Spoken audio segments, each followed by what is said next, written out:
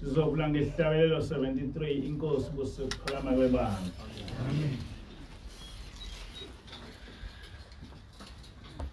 Ngiyakholwa kuyise awona amandla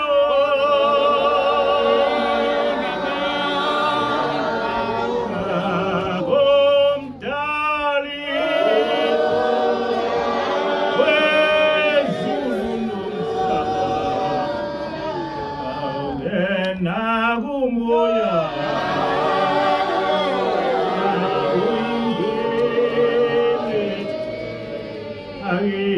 ngiyakholwa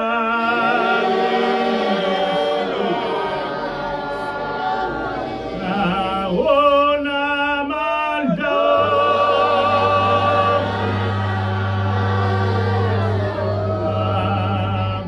komdali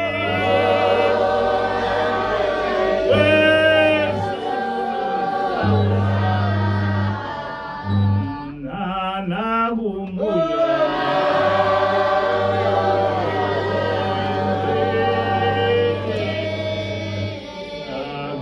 nakuyihamende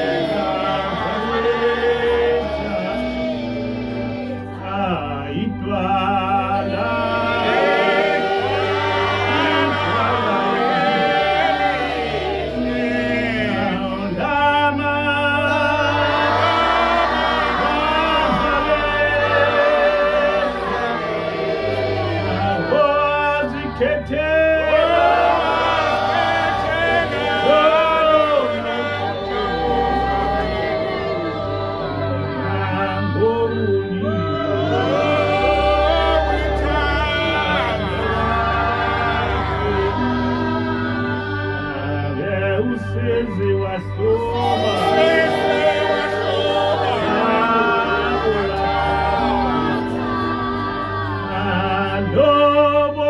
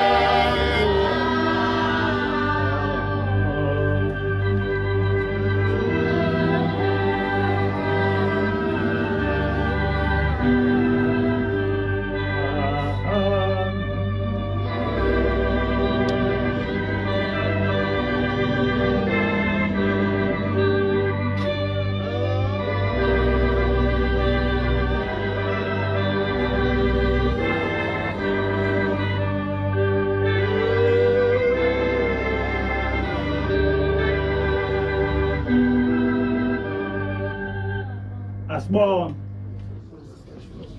uNkulunkulu wasekuphakameni, uNkulunkulu kaShembe. Sibika Nkosi ukuthi sesingenisa inkonzo yakho yesabatha yasemini. Sicela wena uNkulunkulu wasekuphakameni ukuba ube phakathi kwethu nabangcwele bakho. Usiphe inkosi ukuhlakanipha kwasezulwini kuhlale ezingqondweni zethu.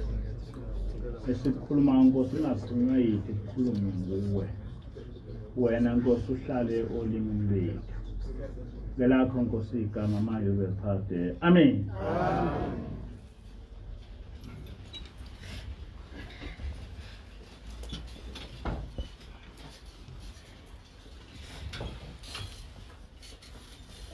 Ihloko salenkonzo yanamhla sithi Ujehova unomhlangano nathi. Ujehova unomhlangano nathi. Ngizofunda incwadi ya-Exodus 23 verse 14. Kathathu ngonyaka wongigcinela umkhosi wesinkwa esingenamvubelo. Udle isinkwa esingenamvubelo izinsuku ezisikhombisa. Njengalokho ngakuyala ngesikhathi esinqunyiweyo senyanga ka-Abhibhi, ngokuba waphuma ngayo eGibhithe. Kungabonakali muntu phambi kwami engaphethe lutho. Kathathu ngonyaka bonke abesilisa bakho bayakubonakala phambi kwenkosi uJehova. Amen. Sesikhulume kaningi sichaza indaba yomsuka wethu. Sichaza indaba yomsuka wethu njengesizwe. Sichaza futhi indaba yomsuka wethu njengenkolo. Sachaza ngaphambili ukuthi umthetho wethu singamaHebheru. Umthetho wethu singama-Israelites. Umthetho wethu singamaJuda. Futhi sesachaza kaningi ukuthi lenkolo yobuNazaretha ayizange kwaba inkolo efika noShembe, kodwa inkolo endala eyafika la emhlabeni ngesikhathi sikaMose. Kodwa la kithi ibisivuselelwa. uShembe ubezovusela inkolo endala. Lenkolo yaba khona ngesikhathi sikaMose. Sonke isimo sayo nomthetho sisekelo sayo waba khona entabeni yaseSinayi. Kwasekuthi emva kwalokho uNkulunkulu ngezikhathi ezahlukene wathuma abaprofeti ukuba bezoyivuselela. Kwahamba eminyakeni yo-922 BC. Isizwe sakwa-Israyeli sasesehlukana kabili. Sekuba khona isizwe sakwa-Israyeli nesizwe sakwaJuda. Kodwa isizwe sakwa-Israyeli sasesiphathwa izizwe. Sagcina sesifana nesizwe esiphelile. Kwasekuqhubeka isizwe sakwaJuda. Okwathi naso sahamba saphathwa izizwe eziningi. Kodwa ukuphela kwaso saphela ngesikhathi sesinqotshwe amaRoma. AmaRoma ngikhuluma ngesizwe samaRoma, amaRomans. AmaRomans aqeda isizwe sakwa-Israel njengesizwe. AmaRomans aqeda inkolo yakwa-Israel ewubuNazaretha. Lokho bakwenza cishe ngo-70 AD. Mhla behlasela iJerusalema beyibhidliza. Mhla behlakaza amaJuda yayise iyaphela indaba yamaJuda njengesizwe, yayisiyaphela indaba yobuNazaretha njengenkolo. Uma ucabanga kusukela ngo-70 AD kuze kufike uShembe, yedlula iminyaka eyinkulungwane, isizwe sakwa-Israyeli siyinto engekho. Namanje kunabantu abaningi abangazi ukuthi siyisizwe samaHebheru, siyisizwe sama-Israelites, siyisizwe samaJuda. Nabaziyo abafuna ukwamukela lokho ngezizathu ezithize. Kodwa ke noma singakwemukele lokho, kodwa iqiniso ukuthi lenkolo eyafika noShembe inobufakazi ngokweBhayibheli ukuthi inkolo yakwa-Israel. Le ncwadi engiyifundile, uNkulunkulu ukhuluma ngokuthi kathathu ngonyaka isizwe sakwa-Israel sovela phambi kwaNkulunkulu sibe nomkhosi kaNkulunkulu. Kulo mkhosi kaNkulunkulu ngeke sihlanganise nesinkwa esinemvubelo. Ilo mthetho ogqamile la ukuthi ngesikhathi somhlangano, ngesikhathi uNkulunkulu enomhlangano nathi, ngeke sibe noma sidle isinkwa esinemvubelo. Ngenkathi ubuNazaretha kuqedwa, yonke imithetho eyayishawe uNkulunkulu nemikhosi kaNkulunkulu yaqedwa. Yikho kuze kwafika uShembe, wafike wavuselela ukuthi kathathu ngonyaka siyoba nomhlangano, ngoba vele sasinomhlangano emandulo. Sibe nomhlangano noma uNkulunkulu ebe nomhlangano nathi, bese kuthi uma kulo mhlangano singasidli isinkwa esinemvubelo. Ngiyafisa-ke kuba ngichaze ukuthi njengoba kuqala nje uJulayi singena emhlanganweni, singena ukuba sibe nomhlangano noJehova. Ngiyazi ukuthi awukaqali uJulayi, kodwa sacela uNkulunkulu ukuthi njalo ngesonto lokugcina kuJuni sivule umhlangano kaJulayi, ukuze abantu bengalokhu behla benyuka, ngoba uJulayi uphela phakathi nensuku. Ukuthi ngenkathi sihlangene ngeSabatha bese siyawuvula lo mhlangano, bese kuthi futhi ngeSabatha lokugcina kuJulayi siuvale umhlangano, noma ngabe kuthiwa mhlawumbe uphela phakathi nensuku. Namhlanje ke sivula umhlangano kaJulayi. Namhla uNkulunkulu uphakathi kwethu. Amen. Njengoba nazi ukuthi asihambi sodwa, siyaselulekwe ilo muntu wasezulwini ukuthi izinto sihambise kanjani. Ingilosi yakubeka ukuthi uma kungena umhlangano, into enkulu okufanele siyenze njengabaholi bebandla ukuthi sifundise abantu ngenhloso yomhlangano ngayo yonke into eqondene nomhlangano kaNkulunkulu. Ngoba uma abantu betholakala sebona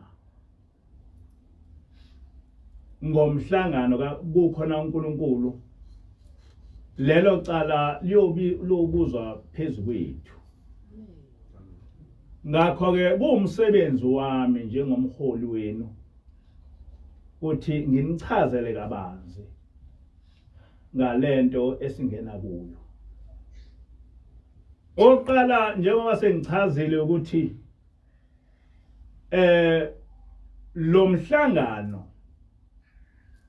umhlangano owasuka kwaIsrael, njengoba esho uNkulunkulu ukuthi ngenyanga kaAbib abantwana bakwaIsrael baphuma eGibhithe.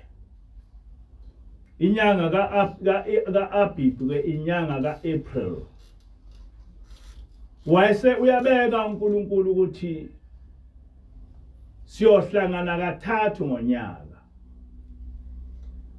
Ngiyazi ukuthi ngenxa yokushintsha kwamakhalenda inyanga kaAbib asiyazi manje, kodwa inyanga kaAbib inyanga eApril. Kodwa thina unyaka sesiuqala ngoJanuwari. Kodwa noma siuqala ngoJanuwari unyaka, siba nawo lemhlangano emithathu ngonyaka. Ufike kube uJanuwari, bese kuba uApril, bese kuba uJuly. Kodwa ngezathu engayiqondi amaNazaretha okwamanje noma njengamanje akasenawo umhlangano kaApril njengomhlangano obaliwe eBhayibhelini, njengomhlangano owawenziwa ubaba mkhulu, njengomhlangano esakhula kukhona ilanga siwenza, nangesikhathi senyanga yezulu ubukhona. Kodwa angwazi ukuthi waphela nini, waphela kanjani. Kodwa kufanele nazi ukuthi imhlangano emithathu, uJanuwari, uApril noJuly, sihlangana kathathu ngonyaka. Uma sihlangene kathathu ngonyaka, sisuke sizodumisa uNkulunkulu. Sibekelwe umthetho ukuthi njengoba sizodumisa uNkulunkulu, ikuphi okufanele sikwenze, ikuphi ongafanele sikwenze. Njengoba eshilo lapha uNkulunkulu ukuthi sihlangana kathathu ngonyaka, nalesi sihlabelelo ekade ngisihlabelelo sisho njalo. Sithi uNkulunkulu usehlobe kathathu unyaka umunye kumazulu onke, ehloba ngobuNazaretha. Ukubhale kanjalo uShembe uthi uNkulunkulu uJehova usehlobe kathathu ngonyaka umunye, ehloba ngobuNazaretha. Uthi uShembe ubuNazaretha kuyidwala elihle owazikhethela lona uJehova ngokulithanda kwakhe. UbuNazaretha kulidwala elihle owazikhethela lona uJehova ngokulithanda kwakhe. Usehlobe kathathu uJehova kumazulu onke, unyaka umunye, ehloba ngobuNazaretha. Ngokwasezulwini singeke sikwazi ukuthi kusho ukuthini lokho, kodwa ngokubuka kwethu uma singena kumhlangano kaNkulunkulu njengamaNazaretha uNkulunkulu uyahloba ngathi. NgoJanuwari uNkulunkulu uyahloba ngathi. NgoApril uNkulunkulu uyahloba ngathi. NgoJulayi uNkulunkulu uyahloba ngathi. Asikudli asidli isinkwa esinemvubelo. Ngiyafisa ukuthi kulesi sikhathi samanje amaNazaretha ecabangisisele indaba yesinkwa esinemvubelo noma esingenamvubelo. Ngoba abantu uma kungena umhlangano baba nokuhlupheka ukuthi njoba singasezusidla isinkwa sizodlala. Ngicabanga ukuthi sesithuthuke ngokwanele ukuthi sisifundise ukuthi ikuphi ukudla okufanele ukuthi njengamaNazaretha sikudle esikhundleni sesinkwa esingenamvubelo uma kuwumhlangano. Wonke amaNazaretha kakhulukazi amaNazaretha kaNkulunkulu ekecabange ngaleyo nto ukuthi ikuphi ukudla okufanele sikudle uma singazi ukusidla isinkwa esingenamvubelo. Ngokwejwayelekile siyayisidle ulodi, kodwa akubona wonke amaNazaretha awaziyo ulodi ukuthi wenziwa kanjani. Kodwa ama-Muslims ey'tolo zama-Muslims ama-halal ulodi uyadayisa. Kodwa angiboni ukuthi kunesidingo sokuthi ngaso sonke isikhathi kufanele ukuba siyofuna ulodi uma-Muslims. Kufanele ulodi sizakhele thina. Nathi sidevelope i-diet yethu ezofitha ukudla esizokudla ngomhlangano. Ngiyazi ukuthi kuye kube khona ukudla okuthiwa amatabunga. Amatabunga ukudla okumnandi kabi. Futhi ostilo ngakhiwa kube ukudla kwamaNazaretha siqhenye ngakho. Kuningi okunye ukudla eningacabanga ukuthi uma ngabe kuwumhlangano sikudla kuphi ukudla ukuze kungathi mangabe sekushaya umhlangano bese siba nenkinga ukuthi sengizoyeka isinkwa. Mina nje angisayihluphi ngesinkwa. Ngisho ngabe kuthiwa akuwona umhlangano. Sesiphila nje ngolodi. Ukuze sizejwayeze ukuthi singadli into esizolokhu sibuye siyiyeke ukuyidla.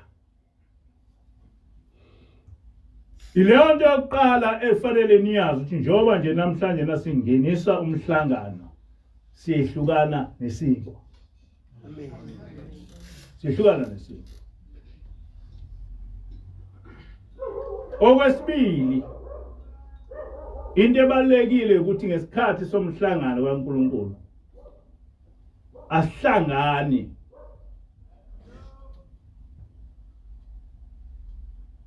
ngokocansi noma ngaliphi iphutha. Lokho akwenzeki kumhlangano lo othatha inyanga yodwa onke. Nangesabatha kunjalo. Nango 23 kunjalo. Nango 14 kunjalo. Angikhulumile ngo 25 ngoba amakhosazana vele asuke enganawo leyo nto. Kodwa umehluko ukuthi kumhlangano isikhathi side asifani nalezi insuku ezibambalwa. Kodwa kuyafuneka ukuthi sizifundise ukuthi kungenzeki iphutha lokuthi kuthi kuumhlangano uhlangane nomngakho. Leso sono ulwele ukuthi singakwehleli, ngoba akusona isono nje, kuba isono esiphenduka siba isiqalekiso. Ingilosi yakhuluma kakhulu ngalokho. Ngelinye ilanga umkhokheli uyonichazela ukuthi ingilosi yathini ngomuntu okuye ukuthi kuumhlangano ehlangane nomngakhe. Nengano ongase ikhulelwe ngaleso sikhathi isuke isiqalekiso. Noma kungazange kwenzeka lutho, kodwa leso simo asiso isono nje, kodwa sisiqalekiso siyakulandela. Ingilosi yazi yakubeka ngokuthi ngomhlangano awunaye umngakho, ngomhlangano awunayo indoda. Umngakho ungokaNkulunkulu, umyeni wakho ungokaNkulunkulu. Uma wena usuhlangana nomngakho ngomhlangano, usuke usubangisa uNkulunkulu. Usuthi uNkulunkulu suka umngani lo, uNkulunkulu suka indoda yami le.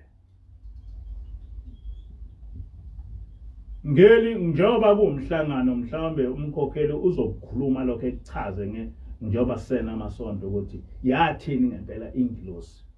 Ngiyakhumbula ukuthi kwakukhona abantu phakathi kwethu babengabagcotshwa.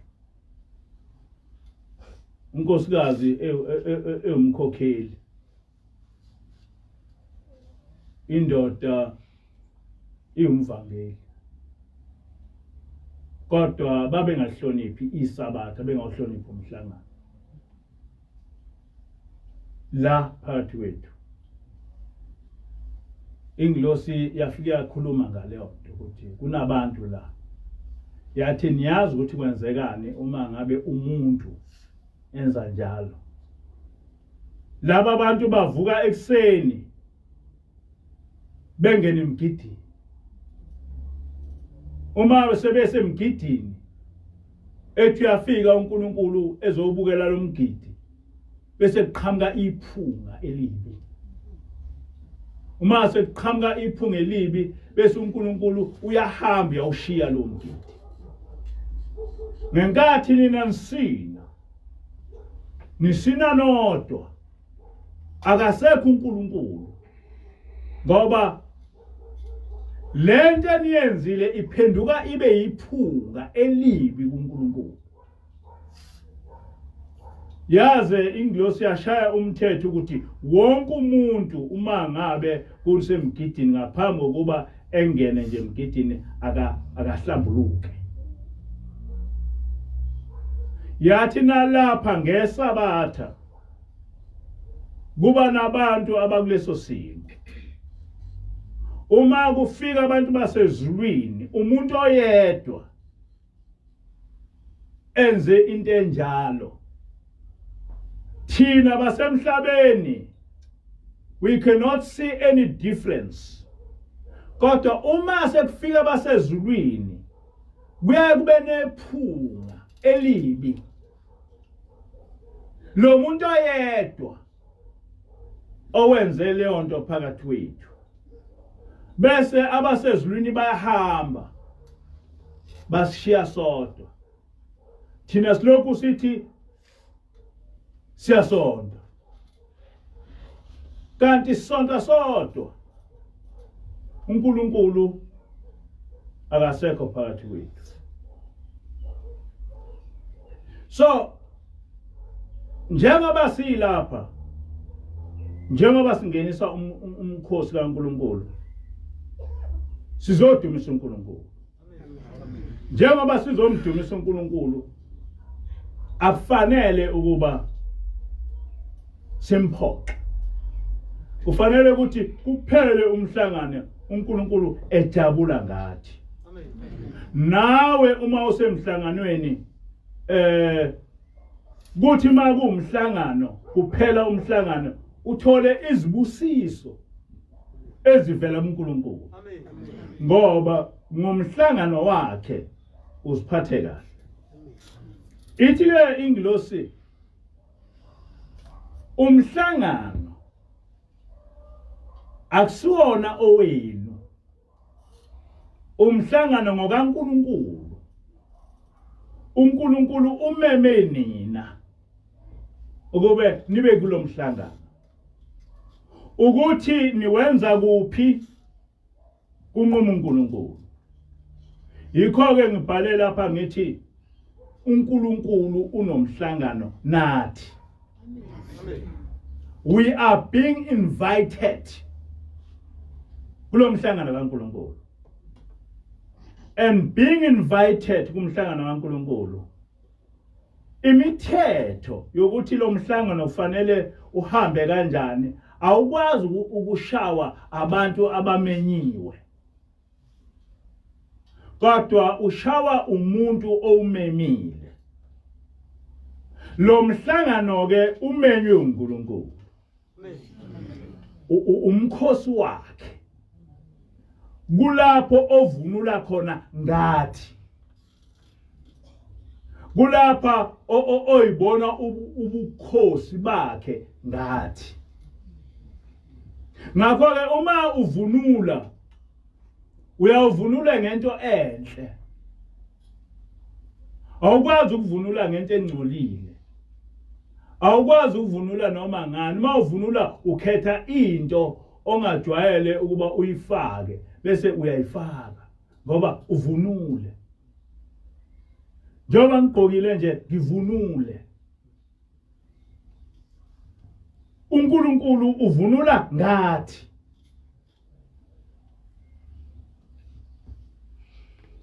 Ngaphandle kwesingwa uNkulunkulu ubheke ukuthi uma kuumhlangano sinikele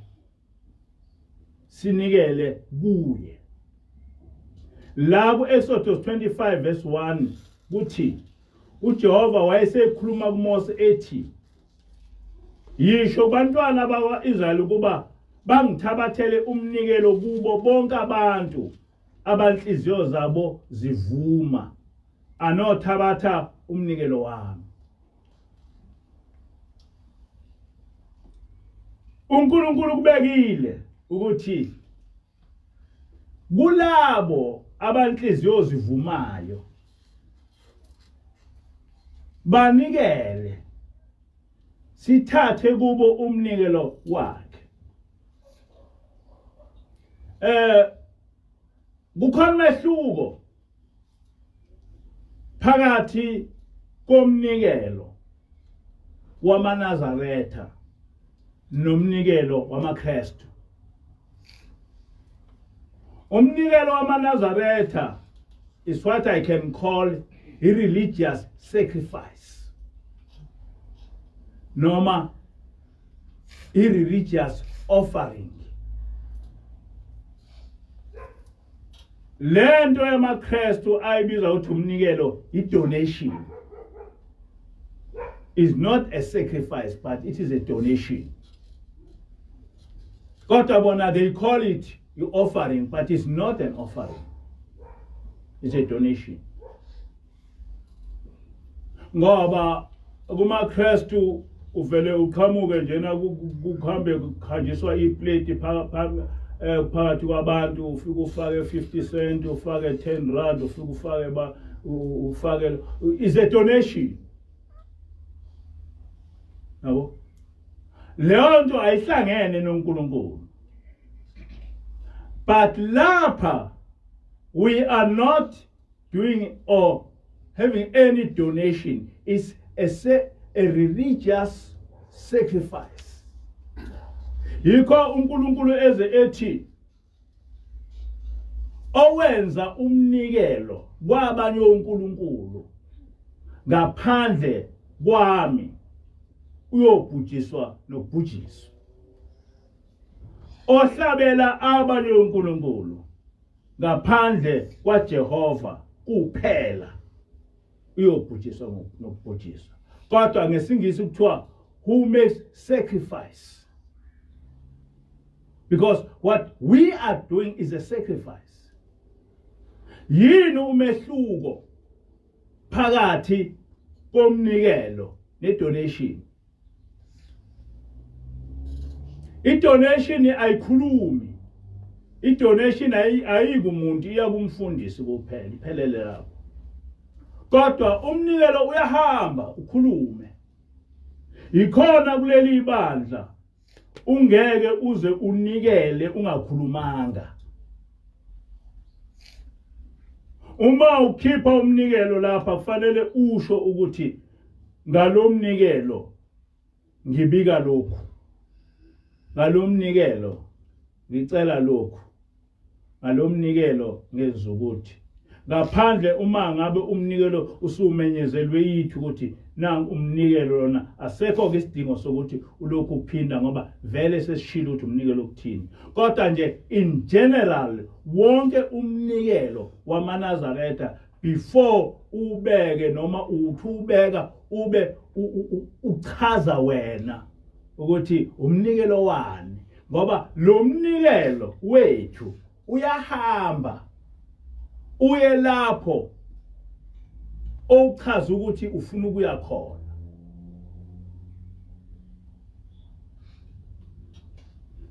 This is not a belief. I know it. Akusiyona into engikholelwayo leyo, into esiyaziyo. Sake sathi silapha na Pine Town. Inglosi yayisifundise ukuthi ngaphambi kokuthi ukhiphe umnikelo, ubothi noma usekhaya umnikelo ozonikela ngawe esontweni ubeke eceleni, kodwa uqala ukhulume kuwo ungakafiki ngisho esontweni. Bese lo mnikelo ubeke eceleni, ungayihlanganisi nemali yakho, futhi uma unikela unikele ngemali enhle nemali eclean. Ngoba umnikelo oya kuNkulunkulu ngisho ngabe uyimali ufanele ukuba ukhethe imali enhle entsha, ungaveli uthathe imali njena efonqiwe bese uvela unikela ngayo. So the best way ukuthi usesekhaya umnikelo ozonikela ngawo uthathe ubeke eceleni, ngaphandle kuzoqhamuka nje umnikelo njengoba kumenyezela umnikelo. Kodwa nje in general umnikelo ufanele ukuthi uthi uphume ekhaya ube wazi ukuthi ngifuna ukunikela ngani, nikeleni. Noma ke ungakufikela esontweni, kodwa umnikelo ungaba imali ozonikela ngayo ungayihlanganisi nemali yakho, uyibeke eceleni. Manje na ke silapha ePine Town kwanikelwa sisesontweni ntambama uma ngabe sesokwethula umnikelo kuNkulunkulu, ngoba umnikelo wala ekhaya uyethulwa kuNkulunkulu. Awukwazi nje ukuthi unganginikeza umnikelo bese ngofaka ephaketheni, ngoba umnikelo walapha kufanele ukuthi wethule kuNkulunkulu. Wena unikela kimi bese nguthatha umnikelo wakho ngiyowethula kuNkulunkulu. Angeke ngikhumbule ukuthi nonke benitheni, kodwa umnikelo wakho ngiwuthula kuNkulunkulu, iwona ozosikhulumela kuNkulunkulu. Amen. Sathi sawubekile umnikelo kwase ngena inkosazana. Yathi mayingena inkosazana yayisithatha omunye umnikelo wawu20 rand, yawuthatha yathi thatha nomnikelo nobeke eceleni. Sasawuthatha sobeke eceleni. Uthe masubeke eceleni umnikelo wawusuyakhuluma. Wakhuluma umnikelo, wakhuluma hayi ukuthi njengoba ngisho ngithi ukuthi umnikelo uyakhuluma is not something esikholelwayo. Ingilosi demonstrated to us ukuthi umnikelo ukhuluma kanjani. Wakhuluma yena lo muntu obenikela ngalo 20 rand, wakhuluma kuwo umnikelo. Wabalisa lo muntu futhi ngiyabona ukuthi lo mnikelo wawenza esekhaya. Akuona umnikelo esontweni wayesenikela nje, kodwa wenza lento esimfundise yona. Umnikelo waqale wanikela ngawe ekhaya, ngoba yonke into wayikhuluma wayengeke ekwazi ukuyikhuluma esontweni, kodwa wakhuluma lo muntu. Kodwa inkinga yalo muntu mayikhuluma, lo mnikelo akawubhekisile uNkulunkulu, ubhekise kubantu bakubo. Ucela boyisemkhulu, kodwa ucela ngomnikelo, kodwa ucela boyisemkhulu. Wakhuluma lo muntu, esakhuluma kwasekuqhamuka ikhehla elidala. Lakhuluma nalo kuwo umnikelo. Uma likhuluma leli khehla, lichitha yonke lento lo muntu oyikhulumayo. Lichitha yonke lento oyikhulumayo, uyabheda wena. Ufuna wena izindlu ezinhle, ufuna izindlu zeyitini. Yini ungahambi uyehlathini elithize lisho ngegama ufike ugawule izintungu wakhe izindlu, ngoba nathi sasihlala kulezo zindlu. Ufuna imoto. Yini ungayehlathini elithize uyogawula ube nehliphi, ngoba nathi sasebenzisa ihliphi. Yoba nihleka njena nonkosazana noma engahleki, kodwa wamwezela kancane wabheka le ngoba engafuni ukuthi ebonge siyahleka, uyahleka. Kodwa lento yahlekisa ngisho unkosazana.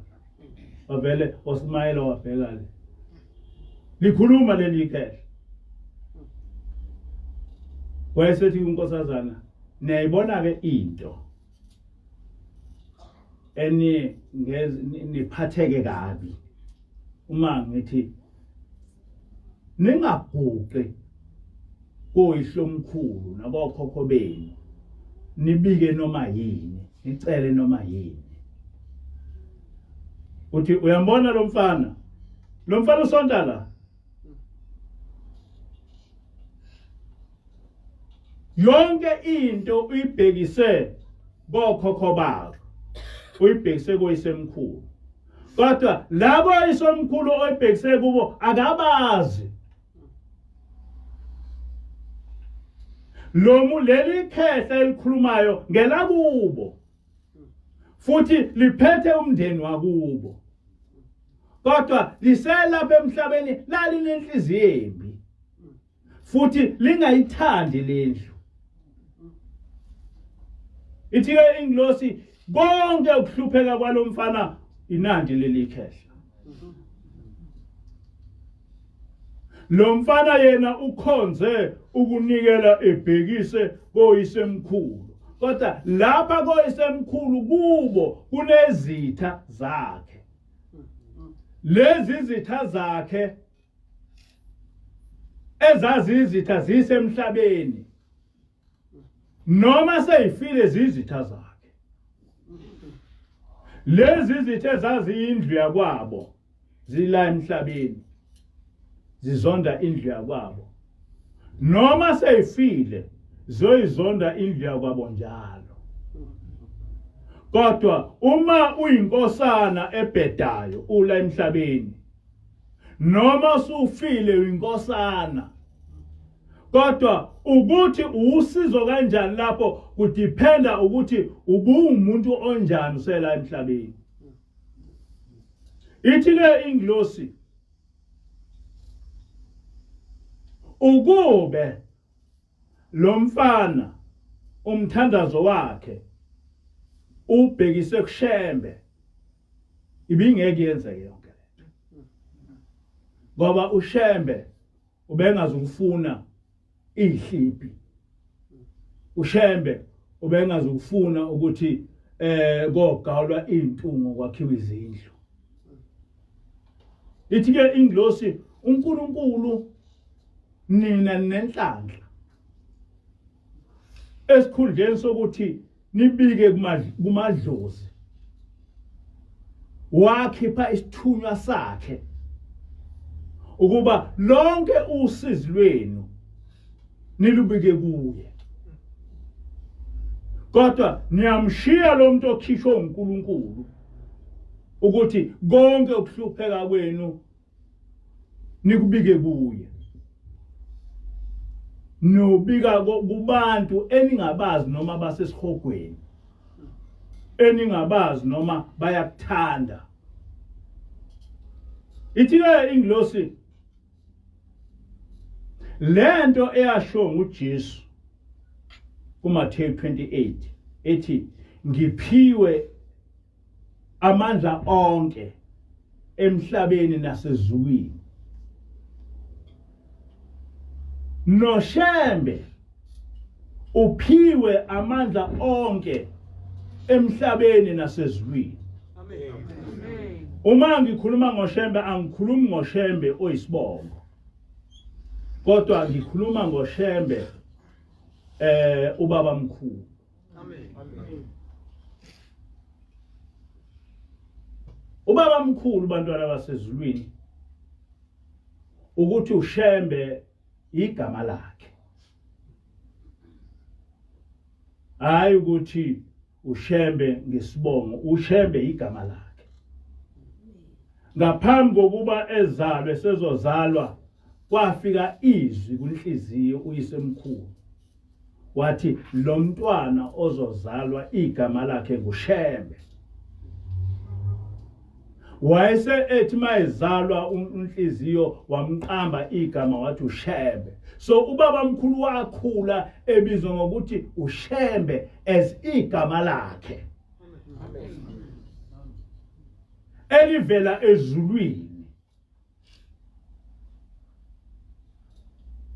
Ubaba ilanga more than bonke abaprofeti abaholi basebebandla lamanatha uyena owayejwayele ukuthi ekhulume ngoshembe uma ekhuluma ngobaba mkhulu as igama lakhe.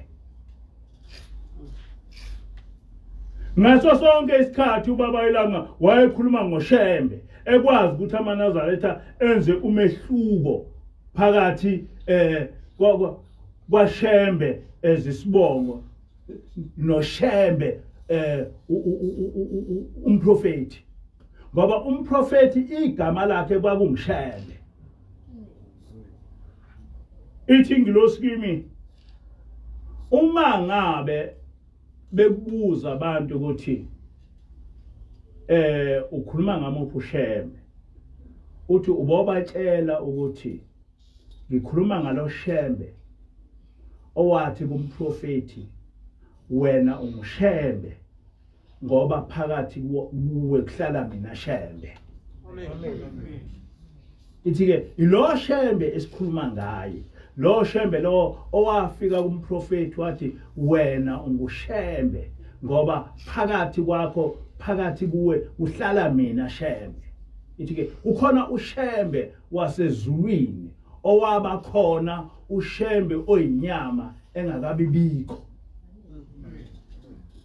Ngiyafisa ukuthi ngifunde ilokhuza ikhasi inkulumo kaBaba ilanga ekupage 85 wezintshumayelo lawo lezi ntshumayelo zikamnyando zencwadi kaMnyando ethi izintshumayelo zobaba zenkosi ilanga. Uthi lapha ubaba ilanga bengichaza ukuthi anisilo ibandla lomuntu, anisilo ibandla lami ezisho yena ubaba ilanga, anisilo ibandla labafundisi, aninamfundisi nina obonwayo, aninamfundisi nina amaNazaretha obonwayo, aninamholi nina amaNazaretha obonwayo. Umfundisi wenu usezulwini, kusho ubaba ilanga. Mina angisiye umfundisi wenu, munye umfundisi wenu, ushembe kuphela. Amen. Munye umfundisi wenu, ushembe kuphela.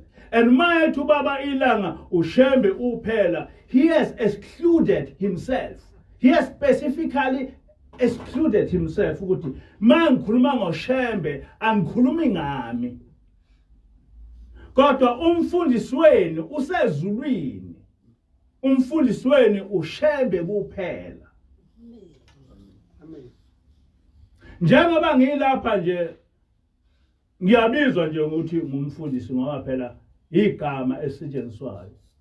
Kodwa angisiyeni umfundisi wenu. Ithi ingilosi kimi wena umelusi wezimvu zikaShembe. Amen. Ngoba njengoba nilapha umfundisi wenu uShembe. Amen. Lo Shembe okukhulunywa ngawo lapha uShembe ubaba mkhulu. Ukuchazele lapho ubaba ilanga wathi umfundisi wenu akabonwa.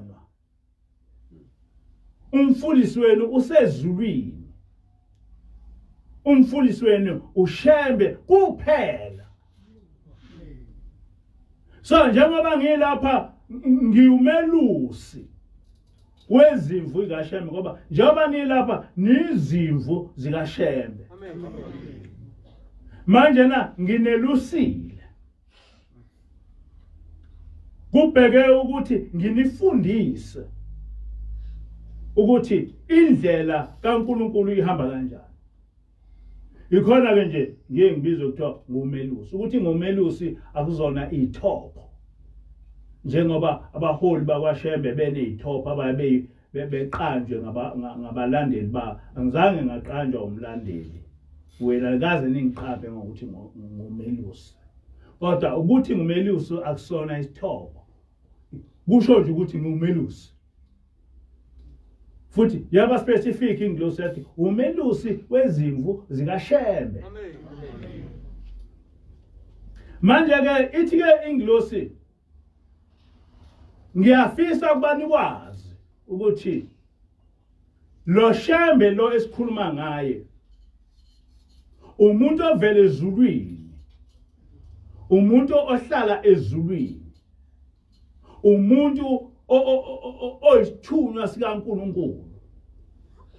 Noma nicelane ngaye niyayithola ngoba uNkulunkulu has delegated all his powers upon him. Amen.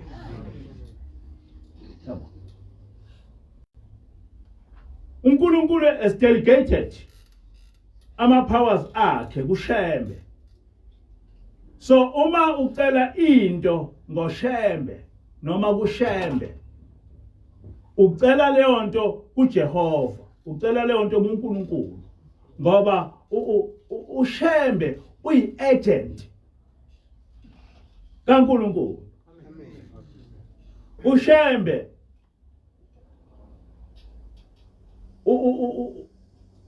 uyiyo yonke into kaNkulunkulu kodwa uma ucabanga ngoShembe, cabanga ngoShembe as an agent kaNkulunkulu.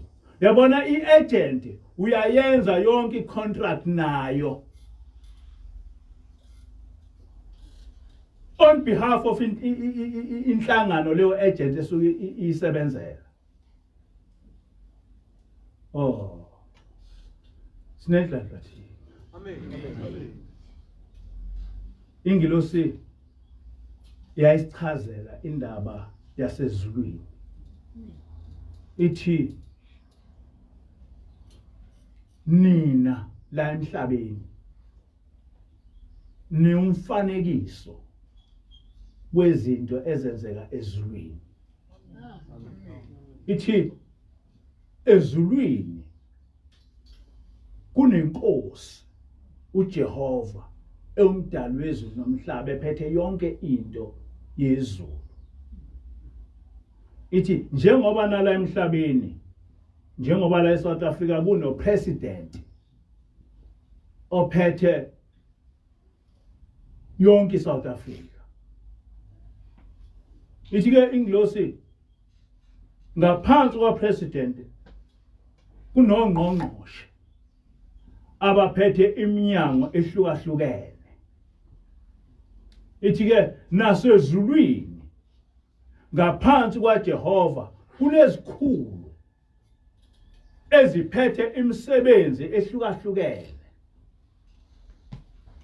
Ithi njengoba la emhlabeni ongqongqoshe neminyango yabo benezisebenzi ezireporta kubo, benama head of departments. Ithi nasezulwini izikhulu zasezulwini zinezingilosi ezingaphansi kwazo. Amen. Ezisebenza ngaphansi kwazo. Njengoba kubhaliwe eBhayibhelini ukuthi uJesu wayeneyingilosi zakhe, noShembe ezulwini uneyingilosi zakhe. Ithi njengoba ngiyilapha ngithunywe uShembe, ngingaphansi kwaShembe. Amen. So ningamangali ma yonke into ngikhuluma ngoShembe ngoba njengoba ngiyilapha ngithunywe uShembe, ngingaphansi kwaShembe. uShembe ezulwini uyisikhulu sasezulwini. Njengoba nani njengoba nayo kade usebenza kohulumeni kunabantu abangaphansi kwakho, kunabantu abangaphezulu kwakho, kune head of the department, kunongqongqoshe. Ithi ayikho into ongathi mawuba nenkinga nawo uyibuze upresident. Noma uyibuze upresident akakwazi ngisho ukuthi uqashiwe. Ithi ke ingilosi nani uNkulunkulu akanazi nokuthi nikhona. Kodwa noma singambiza uNkulunkulu kodwa akasazi nokuthi sikhona. Kodwa kunezikhulu zasezulwini eziqondene naleyo nto esiye sehliswe emhlabeni sibe yiagent kaNkulunkulu emhlabeni. Manje ngithi ke ningazenyezi ngoba kuba nabantu abathi sithandazelani, sithandaze egameni likaShembe. Thina lapha siyenza into esingayitshelwanga ezulwini. Asenze into esingayitshelwanga. Ngoba ngisho ingilosi iguqa ithandaze ibhekise kuShembe. Futhi uma ithandaze ibhekise kuShembe iyasichazela ukuthi why. Kodwa lapha sifundisiwe ukuthi uShembe akasiyena uNkulunkulu. Ngisho ubaba omkhulu akasiyena uNkulunkulu. Sifundiswe yingilosi na uShembe wakusho lokho, kodwa sifundiswe yiyona ingilosi ukuthi uShembe akasiyena uNkulunkulu. Kodwa uShembe uyinto enkulu ezulwini. Amen. Ngakho ke ningazenyezi ukuthi yonke into nicele through uShembe. Njengoba namaKristu engazenyezi ukuthi ethandaze ecele konke kuJesu. Akulona icala lelo ngoba uyiagent yasezulwini. Amen. NoShembe uyiagent kithi yasezulwini. Into ke engifuna ukuthi niyazi ukuthi sizokwenzani njengoba kumhlangano. Sizodumisa uNkulunkulu. Amen. That is the main topic. Sizodumisa uNkulunkulu. Umbuzo wesibili, uNkulunkulu udunyiswa kanjani? uNkulunkulu udunyiswa kanjani? uNkulunkulu uyamdumisa ngokumhubela,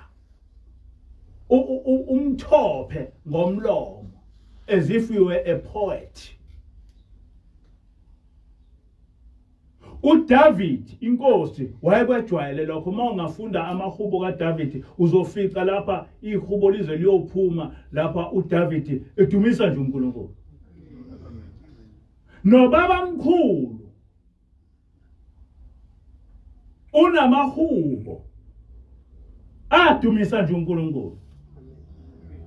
Nobaba ilanga unamahubo lapho dumisa uNkulunkulu. Yabona nje ihubo 66.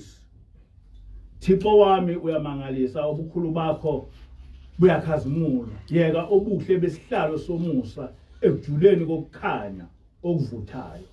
Hawu umangalisa, hawu ubuhle bakho bokuzibonakalisa kwakho, ukuhlakanipha kwakho ongenamkhawulo, amandla akho anganakubola, nobungcwele bakho obungapheli. Hawu ukwesaba kwami Thixo ophilayo, ngokwesaba okujulile okumnene, ngikukhonza ngethemba eliqhaqhazelayo nezinyembezi ezinganqamuki.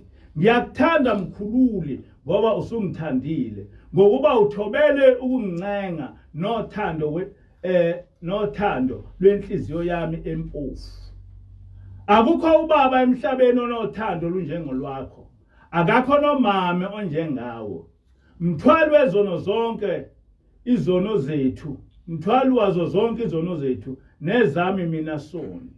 Yise kaJesu umvuzo wothando, hawu intokozo eyakuba khona uma sesiguqa phambi kwesihlalo sakho siqolozele njalo uwe. Le isihlabelelo lesi ushembe lapha akaceli muntu, akaceli lutho uNkulunkulu, but uyamthopha nje. Ithi-ke ingilosi uNkulunkulu uyathoshwa. Nikufunde ukuthopha uNkulunkulu. Ukuthopha uNkulunkulu kukumkhonza, okudinga ukuthi umuntu ongumNazaretha ekwazi lokho. Into yokuqala leyo. Nobaba ilanga khona isihlabelelo sithi 234 sithi wena ufanele ukubonga. Lesa sihlabelelo sikaBabilanga sithi wena ufanele ubonga. Ungasifunda sonke sithopha uNkulunkulu. uNkulunkulu ukhonzwa ngokusina.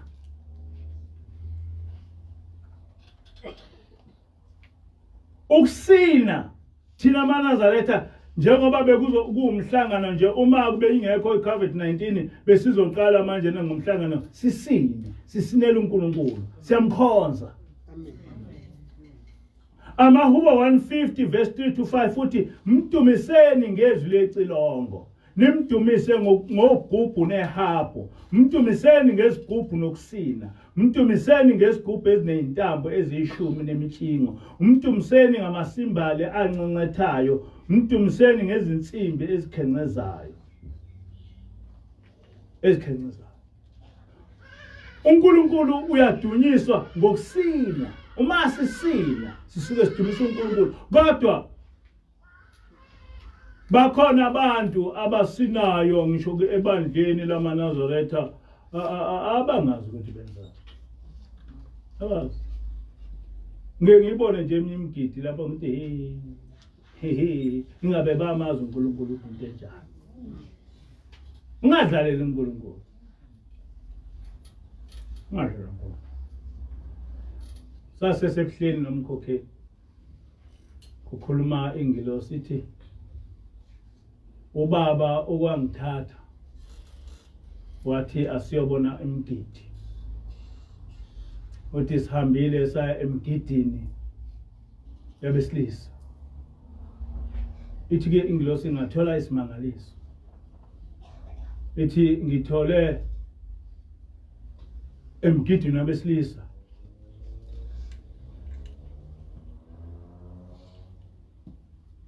kunamadoda avunule ngesidwaba inhloko emgidini wesilisa, esina ezeqholoshe esinela amadoda awo. Kokhingilosi.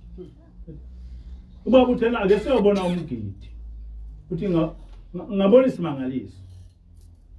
Ngathola phakathi emgidweni wamadoda kunamakhosikazi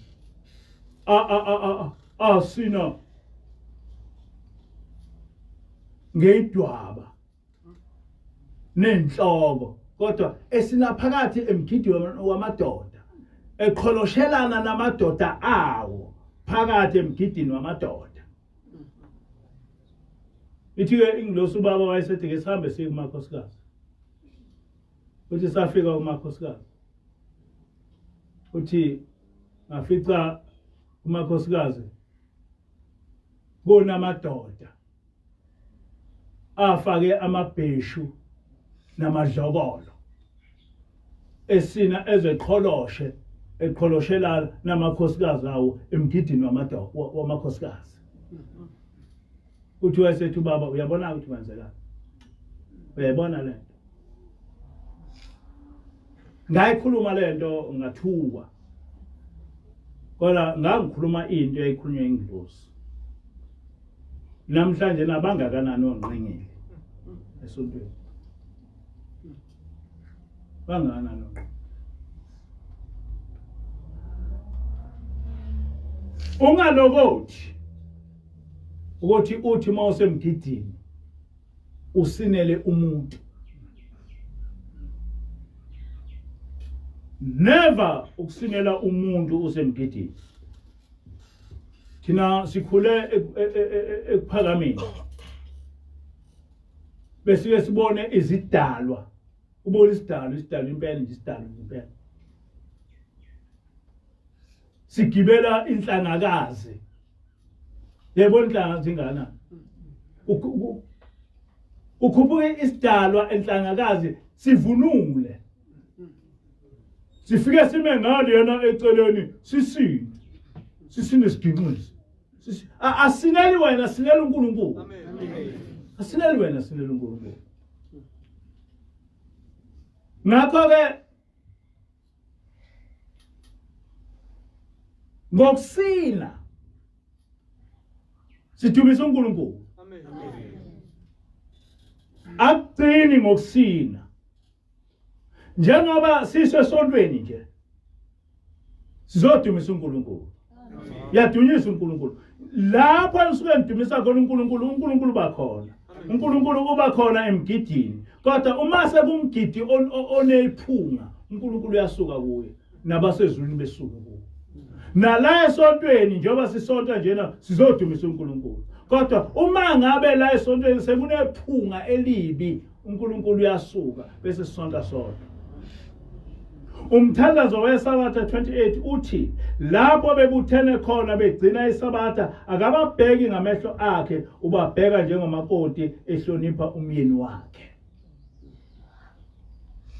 Njengoba siyilapha sizogcina iSabatha, uNkulunkulu is so happy about it.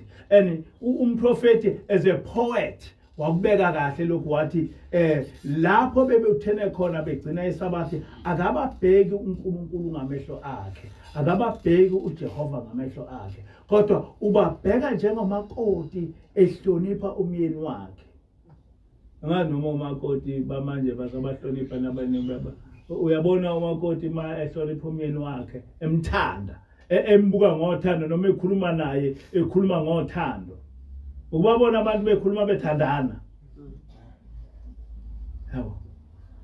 Uthi-ke ushembe uJehova uma sisesontweni njengoba sisesontweni njena sihlangene lapho bebuthene khona where they assemble. And we don't assemble emakhaya ethu. We assemble in our temples. You see? Lapho bebuthene khona begcina iSabatha, we have assembled here and we are keeping the Sabbath. We have assembled, we are keeping the Sabbath. Uthi-ke ushembe akababheki uJehova ngamehlo akhe, kodwa ubabheka njengomakoti ehlonipha umyeni wakhe. And elalele ukuhlabelela kwabantu abagcina isabatha. Elalele ukuhlabelela kwabantu abahlolisisisayo ukuthi iluphi usuku olwamiswa uNkulunkulu ngeqiniso yisabatha. Amen. So njengoba silapha sizodumisa uNkulunkulu. Okugcina simdumisa ngokugcina imithetho yakhe. Uma ethi uNkulunkulu ngesabatha ungahlangani nomyeni wakho, ungahlangani ngempela ngomyeni wakho, ugcine isabatha, udumisa uNkulunkulu. Uma ethi uNkulunkulu ngomhlangano ungasidli isinkwa esinemvubelo, ungasidli ngempela isinkwa esinemvubelo, ugcina udumisa uNkulunkulu. Uma ethi uNkulunkulu ungayidli ingulube, bese ngempela ungayidli ingulube, udumisa uNkulunkulu. Uma ethi uNkulunkulu ungagundi ikhanda lakho, ngempela ungaligundi ikhanda lakho, ngalokho udumisa uNkulunkulu. Kuyongenisa ezulwini because by so doing udumisa uNkulunkulu. So njengoba silapha sizodumisa uNkulunkulu ngeindlela ezahlukene, ngokusina kwethu, ngokuza kwethu esontweni, ngokunikela kwethu, ngani nani, yonke into uma ethi uNkulunkulu do this and you follow what God says, udumisa uNkulunkulu. Ngakho-ke kukho konke bantwana basezulwini kwenzayo, look at it ukuthi uNkulunkulu uyajabula yini ngalento engiyenzayo. Ngomlomo wami uNkulunkulu ngimdumisa kanjani? Ngiyayikhuluma izinto uNkulunkulu ezimchazayo. Ngeindlebe zami uNkulunkulu ngimdumisa kanjani? Ngiyayilalela into uNkulunkulu othanda ukuthi ngiyilalele, noma ngilalela izinto othi ma uNkulunkulu engibona ngiyilalele bese ecasuka. Ngamehlo ami ngiyamdumisa uNkulunkulu. Ngiyazibuka izinto uNkulunkulu osithandayo, noma ngibuka izinto othi ma uNkulunkulu engibona ngiyibuka bese uyacasuka. Ngezandla zami ngiyazithinta izinto uNkulunkulu osithandayo, noma ngithi ma ngithinta yonke into othi ma ngiyithinta uNkulunkulu ebhekeleni edumale ngami. Ngezinyawo zami ngiyahambela lapha uNkulunkulu ethanda khona, noma ngisebenzisa lezi inyawo ukuhambela eindaweni othi ma uNkulunkulu engifica kuzo bese uyadumala. Count your blessings and name them one by one. Count your blessings and name them one by one. Lento ubungcwele bakho ungakubala, because you just have to ask yourself, akombe njoba kunamhlanje nje yini engiyibukile ngamehlo ami uNkulunkulu wayicasukela, yini engiyibukile ngamehlo ami uNkulunkulu wayithanda, ngalomlomo wami yini engiyikhulumile uNkulunkulu yamcasula, yini uNkulunkulu engiyikhulumile uNkulunkulu wayithanda, ngalezi zandla zami yini engiyiphathile uNkulunkulu yamdumaza, yini. You know, you are able to count your blessings and name them one by one. You are able to do that. And kufanele ukuthi uma sifuna ukuya ezulwini siyenze lento, sizifundise ukuyenza lento. Njengoba singena emhlanganweni njena, say to yourself today, unkosikazi wami awuyeni unkosikazi wami, usunkosikazi kaNkulunkulu. Myeni wami kusukela namhlanje awuseyeni myeni wami, usungini kaNkulunkulu. Sinkwa ngiyakuthanda kodwa njengamanje yena awuhlambulukile mina angihlambulukile ukuthi angikwazi ukuthi ngidle isinkwa. And then you tell yourself and you become proud ukuthi lento othena uNkulunkulu ungayenzi awuyenzanga. Inkosi busise lokho enikuzwile. Amen. Asithandaze.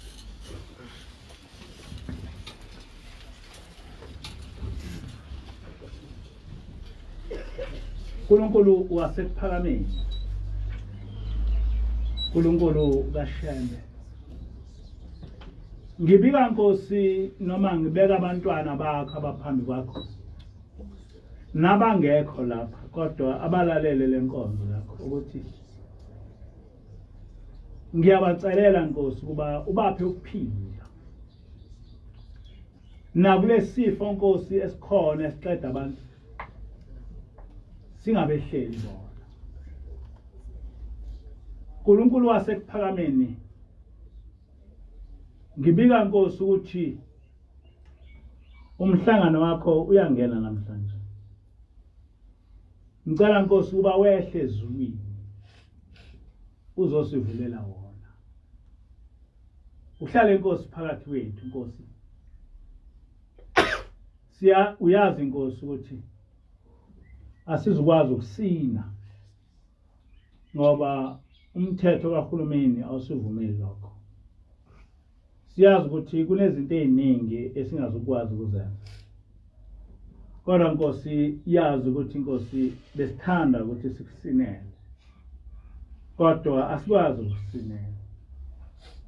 Kodwa Nkosi ngicela ukuthi kulokho esikwazi ukukukhonza ngakho. Abakuthandayo Nkosi ubavumele ubanikeze inhliziyo. Uzokuthi Nkosi lo mhlangano bebe kuwo. Noma Nkosi besemakhaya. Kodwa bazi Nkosi ukuthi basemhlanganweni. Bengasenzi isono. Bengayenzi into ezocasula wena. Ngiyacela Nkosi yasekuphakameni ukuba usifukamele ngothando lwakho.